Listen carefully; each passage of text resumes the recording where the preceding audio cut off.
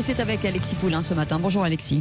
Bonjour. Oui, bonjour Alexis. Emmanuel Macron se veut un peu, en quelque sorte, l'arbitre du monde. Il a donné son avis, et pas que ça, il a tapé du poing sur la table sur le Liban il y a quelques jours. Et là, il s'occupe maintenant de la Biélorussie.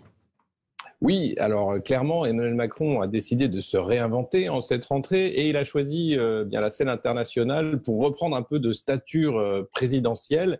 Le Liban, bien entendu, ça fait déjà depuis l'explosion tragique qu'il y a eu sur le port de Beyrouth, mais on a vu qu'il est allé là-bas, qu'il a essayé de mettre autour de la table les différents acteurs politiques. Ça n'a pas marché. Et oui, le Liban n'est plus un protectorat, donc c'est un peu compliqué de faire entendre sa parole.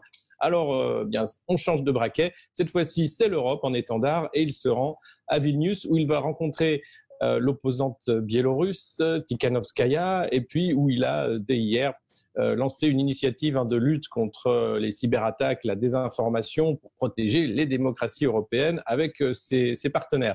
Donc on voit bien qu'aujourd'hui, Emmanuel Macron essaye de tout faire pour faire oublier son bilan, pour montrer qu'il est président et qu'il est respecté sur la scène internationale.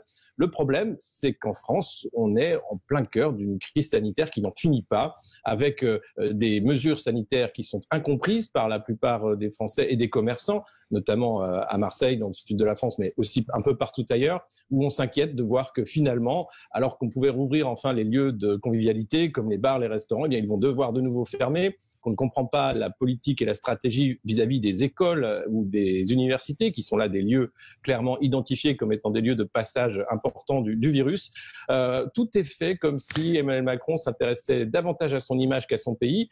Or, ça peut marcher, cette stratégie de réinvention, si tout va bien à la maison, à domicile. C'est pas le cas. Donc aujourd'hui, je ne comprends pas très bien cette dilution un peu de ses responsabilités dans la scène internationale. Oui, on a l'impression, vous avez raison Alexis Poulain, que ça l'intéresse davantage la scène internationale, d'aller s'occuper des autres plutôt que de son propre pays où il y a eu des conflits et on l'attend au tournant sur plusieurs points. Je pense évidemment, vous avez parlé du Covid, mais dans quelques jours aussi le séparatisme en France.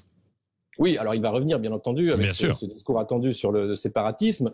Il y a aussi déjà des clips, quasiment clips de campagne, qui sont en train de circuler avec ce slogan « Ensemble, nous réussirons », qui rappelle un peu le « Ensemble, tout est possible » de Nicolas Sarkozy. Donc on voit bien que après cette offensive internationale, Emmanuel Macron va sans doute revenir et se concentrer sur la scène française, mais beaucoup de communication et très peu d'action, très peu d'effets. On a l'impression que le plan de relance en soi suffit à défendre son bilan et à dire voilà, j'en ai fait assez, et pour l'écologie, et pour la santé, etc., etc. Mais quand on entend les différents professionnels, notamment dans le domaine de la santé, on voit bien que la colère gronde. Ça n'est pas fini chez les Français, c'est la même chose, même si les impôts ont diminué, c'était une promesse de campagne.